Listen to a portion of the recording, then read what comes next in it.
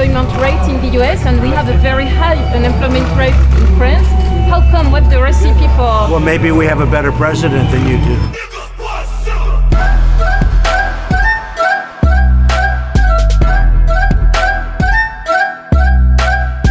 Boris Johnson may be known for his blonde locks and trademark cheerfulness, but he lost his cool after being heckled during a trip to Bristol. Lefty toffers!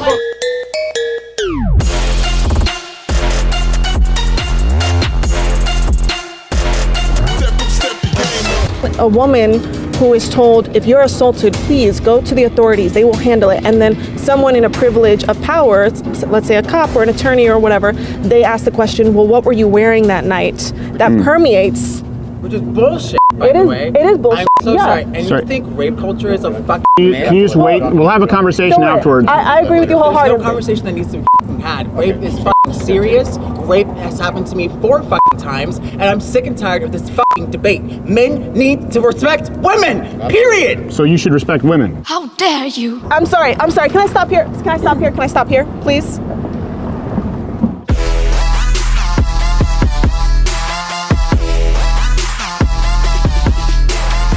No one cares about movies anymore. No one goes to the cinema. No one really watches network TV. Everyone's watching Netflix.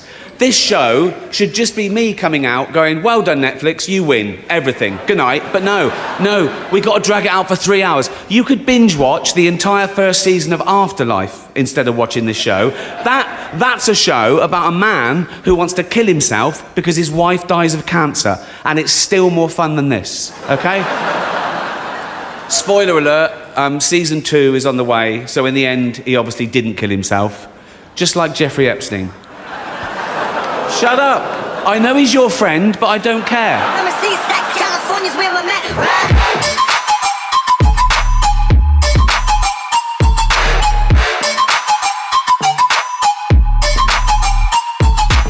A Bloomberg editorial suggests meatless Mondays. Quote, cattle are responsible for vastly more emissions than chickens and pigs, in part because their digestive systems produce methane, a potent greenhouse gas, end quote. Michael, I'll start with you for just quick reaction.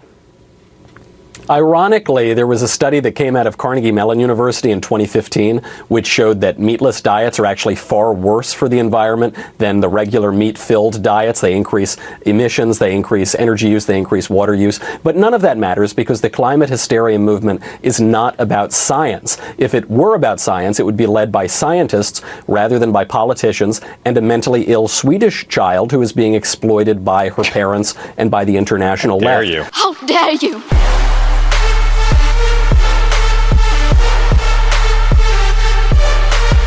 What is your answer to young people for some of the really big problems facing humanity, like the climate catastrophe, like economic crisis, like the precarious job market, beyond banal comments like clean your room? I'm not suggesting in the least, and have never suggested, that there's no domain for social action. I'm suggesting that people who don't have their own houses in order should be very careful before they go about reorganizing the world, which happens in many ways. So, can I if a young person believes that the climate, the global warming problem on the climate is something that needs to be tackled quickly, and they can't wait until they grow up and become prime ministers to do it, do you think collective responsibility overrides individual responsibility in a huge issue like that? I think generally people have things that are more within their personal purview that are more difficult to deal with and that they're avoiding, and that generally the way they avoid them is by adopting pseudo-moralistic stances on large-scale social issues so that they look good to their friends and their neighbors.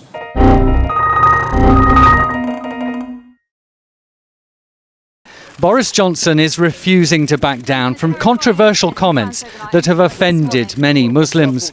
In an article for the Daily Telegraph, he says the wearing of burqas is oppressive, weird and bullying, adding it is absolutely ridiculous that people should choose to go around looking like letterboxes, and makes a comparison between burqa wearing and looking like a bank robber. Will you apologise for your comments? Will you have a cup of tea? Will you apologise for your Would comments? you like a cup of tea? Yeah, sure. Go on, have a cup of tea. Thank you. Do you regret? Do you Would you like a regret? cup of Do you regret your comments? Do you regret your comments? Don't sir? go on, have a cup of tea. Thank you very much. There you go. There you go. Do you regret your comments, sir? I want you to have a cup of tea. If I have a cup of tea, will you answer my question? No, I'm here solely on a humanitarian mission because you've been here all day and you've been incredibly patient and I feel very sorry for you because I have nothing to say about this matter except to offer you some tea. Okay. Okay.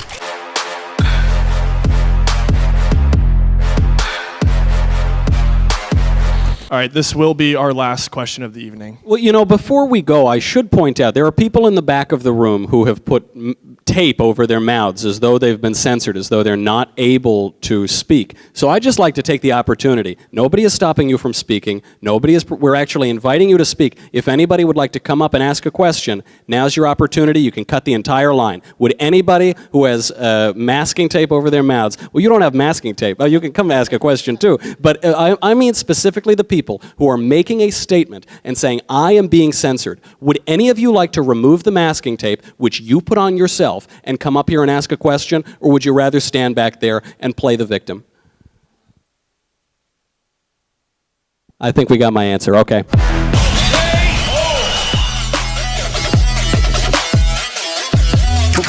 Yes, you, the woman there, stuck your hand right up. The problem we've got with this is that Meghan has agreed to be Harry's wife, and then the press have torn her to pieces. And let's be really clear about what this is. Let's call it by its name. It's racism. She's a black woman, and she has been torn to pieces. You can't. She has been torn to pieces. It's not racism. It absolutely is. We're the most tolerant, lovely country in Europe. Let's celebrate our women. It's not racism. It's so easy to throw the charge of racism at everybody, and it's really starting to get boring. What worries me about your comment is you are a white privileged male who has no experience in this. I mean, can I I can't help what I am. I was born like this. It's an immutable characteristic. So to call me a white privileged male is to be racist. You're being racist. Game over.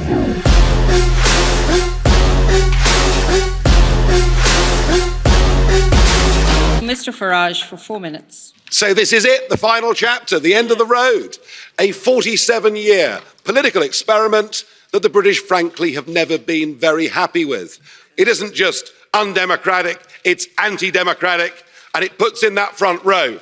It gives people power without accountability. People who cannot be held to account by the electorate. And that is an unacceptable structure. Indeed, there's an historic battle going on now across the West, in Europe, America, and elsewhere. It is globalism against populism. And you may loathe populism, but I tell you a funny thing, it's becoming very popular. I know you want to ban our national flags, but we're going to wave you goodbye, and we'll look forward in the future to working with you as sovereign. If you disobey the rules, you get cut off. Could we please remove the flags?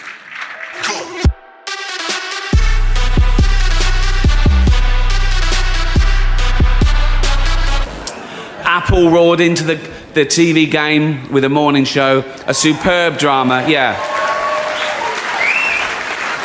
a superb drama about the importance of dignity and doing the right thing, made by a company that runs sweatshops in China. So, well, you say you're woke, but the companies you work for, I mean, unbelievable. Apple, Amazon, Disney. If ISIS started a streaming service, you'd call your agent, wouldn't you? So, if you do win an award tonight, don't use it as a platform to make a political speech, right? You're in no position to lecture the public about anything. You know nothing about the real world. Most of you spent less time in school than Greta Thunberg. How dare you? So, if you win, right, come up, accept your little award, thank your agent and your God, and fuck off, okay?